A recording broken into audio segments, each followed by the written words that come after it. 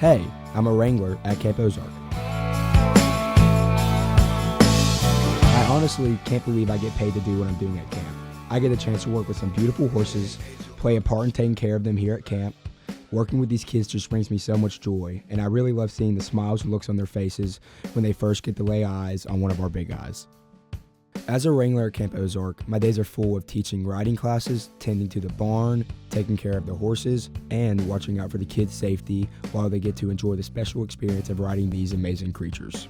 For so many kids, this is their first time ever experiencing horses up close. I really enjoy getting to teach them about horses and how to safely and skillfully ride Western style.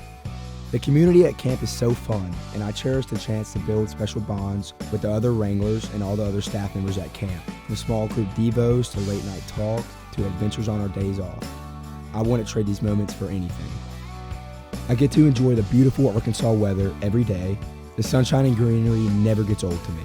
I know I've learned so much this summer, and I am so thankful I got to spend it here at Camp Ozark.